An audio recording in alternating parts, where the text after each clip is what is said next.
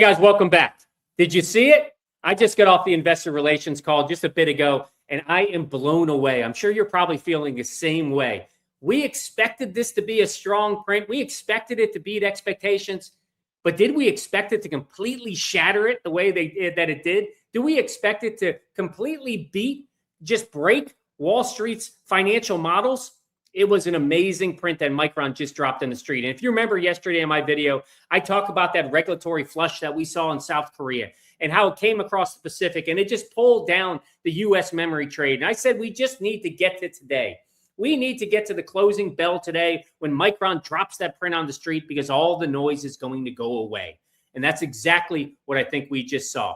We knew the demand in the marketplace. We know the fundamentals and the leadership of this company, the diversified product mix they have, and ultimately the pricing power that they're driving right now. We knew this would be a massive print, but guys, it was so much more. It's got me super excited. I actually got to get on a plane right now and fly to Madrid. I don't know if I'm going to be able to sleep tonight. That's how excited I am about what we just saw get delivered by Micron. It validates everything that we talk about on this channel. It validates the AI thesis. It validates memory as the center of the AI infrastructure build out. It was just an absolute beauty for Micron to drop today. If you ever had a question about whether the AI infrastructure trade was a bubble, or if that had a question whether if cloud hyperscalers were slowing down and pulling back, Micron just gave you the definitive answer. They reported an unprecedented print. They guided to a territory I think that the market probably didn't even think was possible. And I'm going to show you what that Q4 guidance was in a second. And they unveiled a massive structural business model that permanently shifts or rewrites the risk that these companies have and how they're valued over the long term. So we'll get into all of those strategic customer agreements and how they have grown for Micron as well. We're going to look at HBM. We're going to look at how DRAM and NAND performed. We'll look at all the numbers across the board. We're going to dive into this print pretty extensively and take a look at the details with a fine-tooth comb. And I'm going to drop it below just for your convenience. I'm going to drop the earnings print below, and I'm also going to drop the transcript from the call that I just got off with their CEO and the CFO. Hopefully that saves you a little time. You don't have to go looking for it as well. So let's get into it. But if you haven't done it already, make sure you hit like, make sure you hit subscribe to the channel. All right, guys, let me pull up the print, and we're going to walk through the details together. And I'm going to first pull it right up to the number that if you're like me, you're probably blown away. When you see this $41.5 billion that's shining on our screen right now, we know Micron's, what their guidance was for this quarter, I think was just over $35 billion. We saw some of the Wall Street consensus expectations were right around that 35.5, 36 billion. Goldman was a little higher than that, but they completely blew it all out of the water. $41.5 billion. Just think about that. This is a company that, last quarter was their strongest quarter they ever had in the history of the company. I think they just put $17 billion on top of that. It's the highest single quarter revenue leap in company's history.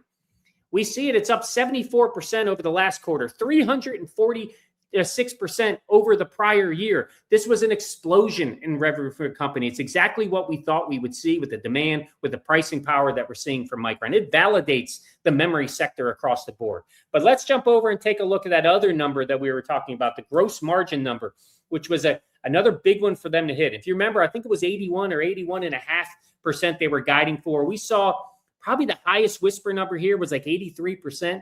They almost hit 85%.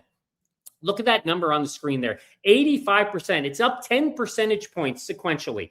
It's more than doubling from last year. So when you see a hardware titan like Micron, which fabricate subatomic physical layers, when they generate gross margins like an enterprise software company, it just proves to you the absolute pricing power that this company has in the marketplace. Look at the operating profit. The net income of almost 29 billion, operating income of almost just over 33.5 billion, earnings per share. Remember, they guided for just over $19. They delivered $25.11 earnings per share. Wait till I show you what they guided for in Q4. Couple other things that are not on the screen that I'll call out because they were so strong is the fact that they were able to move their debt down. They reduced their debt down by almost $4.5 billion. Right now, they're left with about $5.7 billion in debt, but they have a mountain of cash. it was $30.2 billion in total cash and investments. It leaves Micron with a net cash position of almost $24.5 billion. This company is so cash strong right now. Their free cash position is incredibly strong. They mentioned in the call that they're going to look to give this back to shareholders over time. I think we may see next quarter as well, because we're going to have another massive quarter with Micron. We're going to see more free cash flow. I think they're going to have to be forced to do some type of buyback program. They're doing it now, but I think maybe even more aggressively to buy down that float that they see in the marketplace right now. But just incredible numbers across the board. Again, this company is known for its ability to execute and lead correctly and very efficient with their numbers. We're continuing to see that piece overall. But let's take a look at the segment business. Let's take a look at the individual product performance as well. So first, let me jump over and take a look at DRAM and NAND. You can see on your screen, DRAM, it represents over 3/4 of Micron's business now, $31.3 billion in the quarter. It's almost 70% quarter-over-quarter growth. We see bit shipments were up in the low single digits, but we're seeing average sales prices or average selling prices increase in the low 60 percentile quarter-over-quarter. Guys, remember last quarter, it was up, I think, 60 percentile as well. So think about that sequential growth that we're seeing with DRAM. We also see with NAND, this is what's giving this company such absolute pricing power in the market. Look at NAND, it's about $10 billion in revenue this quarter from Micron. It represents about 1/4 of their business overall, just under 25%. Revenue increased with NAND by almost 100% over the last quarter. Bit shipments, they increased by mid-single digit increases, but the average selling prices here, it increased by 80 percentile over the last quarter. Absolute pricing power for this company across the board. We know when you see a company like Micron that is driving an 80 percentile, a mid 80 percentage range for NAND, and we see a low 60 percentage range for DRAM, it just shows you the power that they have in the marketplace. Overall, it's showing you the demand. It's showing you how they're meeting that demand. It is just an incredible sight to see. That should give us such strong conviction overall for this company. And let's jump down a couple more right here. I want to show you just the business segments. You can see at the top, whether you're looking at cloud memory, you can see cloud memory was about $13.8 billion. Look to the far right in that last column. Just look at what they did in the same period last year. $3.3 billion up to $13.8. We got an 83% gross margin in that business. If we go down to core data centers, $11.5 billion. Look where it was same time last year, just $1.5 billion with a 38% gross margin. Now we have an 87% gross margin for this company in the core data center business. Mobile and client business, same type of transformation. We're going from a $3.2 billion business with a 24% gross margin. You jump ahead, you got an $11.5 billion business with an 87% gross margin. And then finally, automotive and embedded here, you see that jump as well from $1.1 billion and a 26% gross margin to a monster $4.6 billion with almost an 80% gross margin.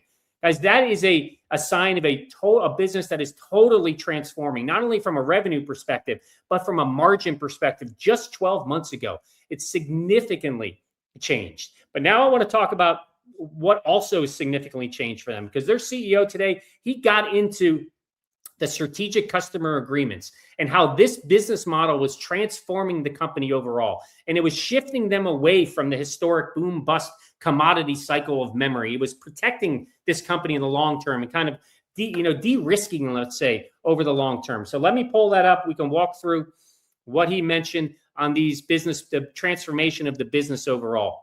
Few things I want to call out. I'm going to go through the few screens and call out a couple bullet points. If you take a look at the third bullet point right there, you can see that they have locked in 16 strategic customer agreements with customers across the data center, consumer, and automotive market segments. These strategic customer agreements accelerate the transformation of their business model. They enhance partnership in technology and innovation and provide customers with contracted supply assurance overall.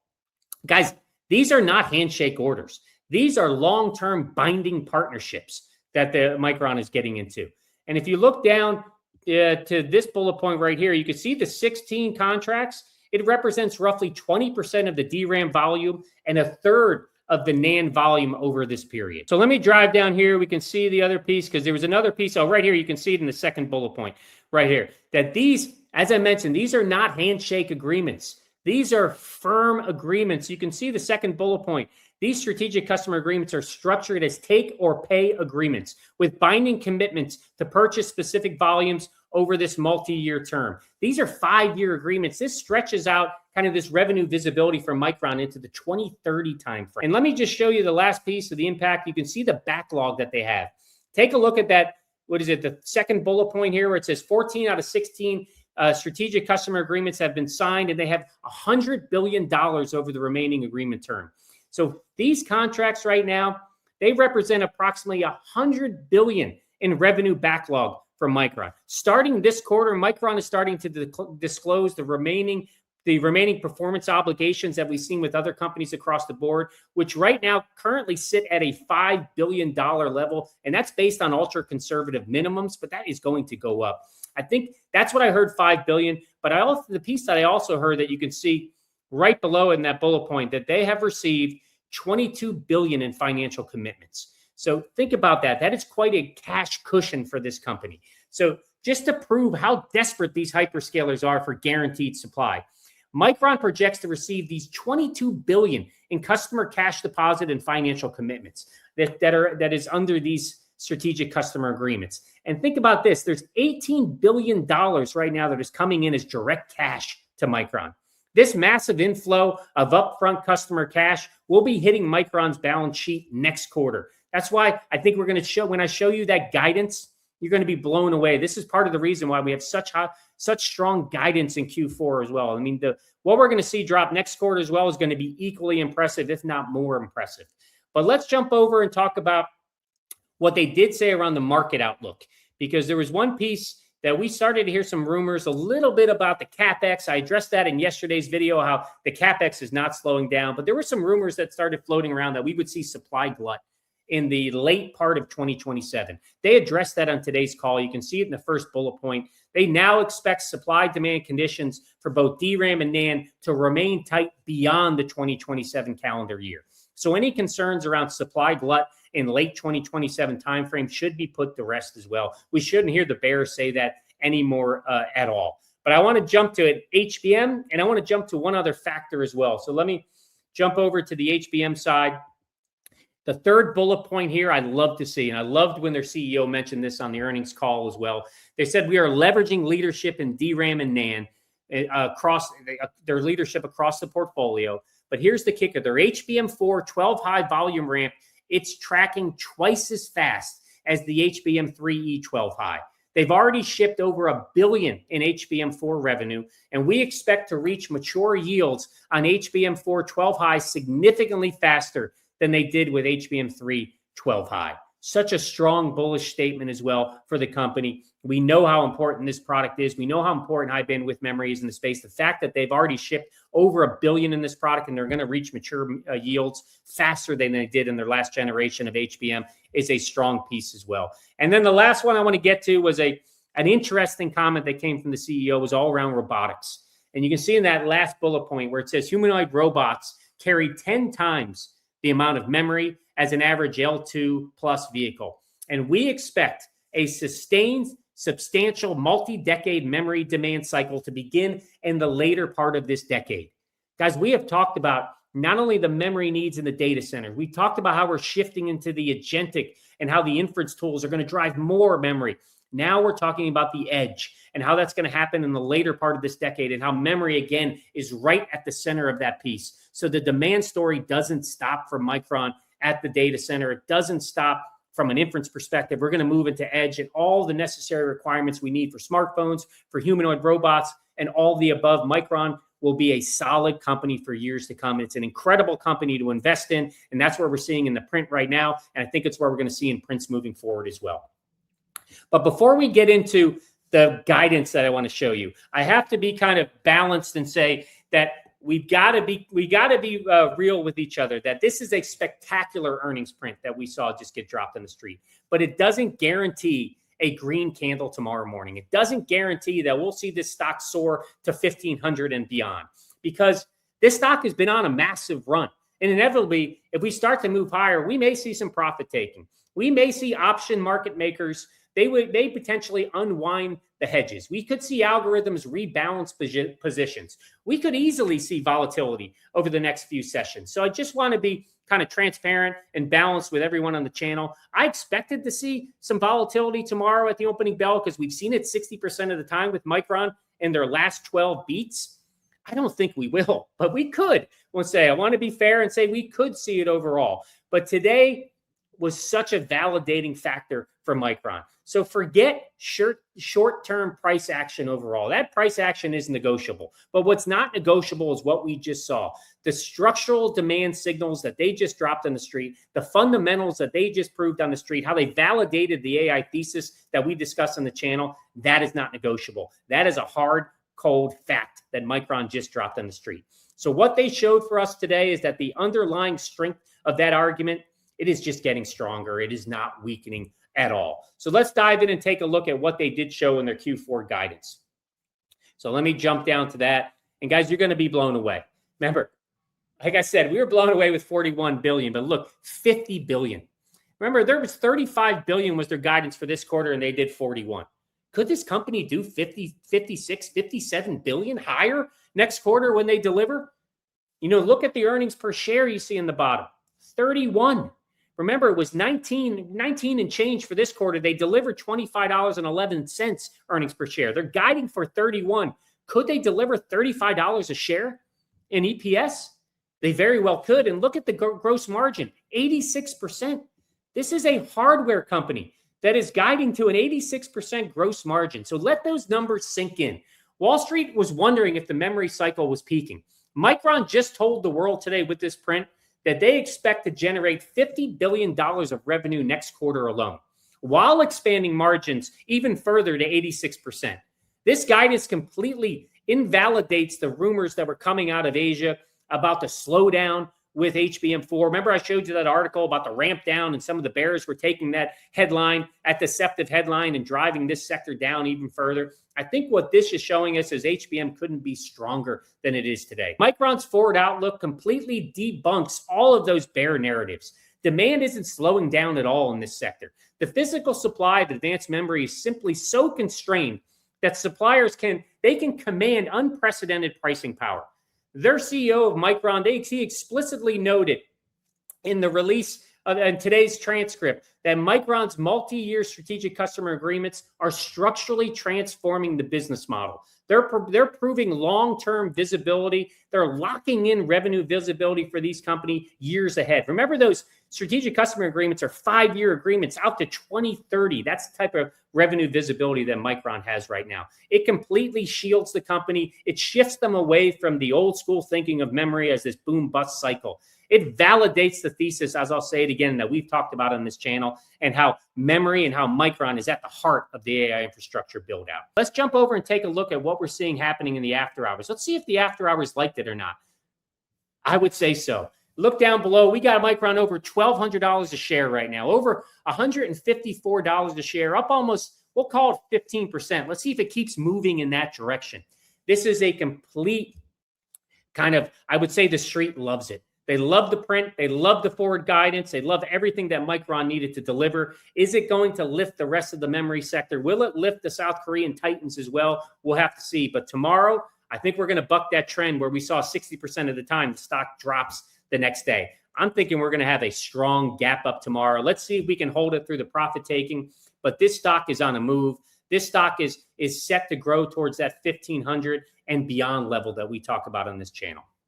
So guys, I think Micron's print is rising. It will rise the fundamental tide across the entire sector. It will stabilize the global semiconductor ecosystem. When Micron proves that it can hold an 85% gross margin with this on severe structural shortages, it'll act as a direct green light for Western Digital, for Seagate. It'll act as a green light for SanDisk, as well as the South Korean titans and SK Hynix and Samsung. So we know yesterday when we looked at that article, it showed that forced algorithmic liquidation, it creates a massive structural overshoot to the downside. And we know that it swings back in an even stronger way, as the author said in that article. And we know it created an excellent entry opportunity for us disciplined investors. We may be able to get into a new position with Micron or strengthen our positions overall. So this cycle isn't topping, guys. It is fundamentally transforming. It is getting stronger than ever before. Let me know your thoughts below. Let me know what you took away from the earnings print overall. Like I said, I'm dropping the print. I'm dropping the transcript into the description below to make it easy for you. I encourage you to take a look at it. Let me know your thoughts. But guys, I hope you enjoyed the video. I'll see you on the next one.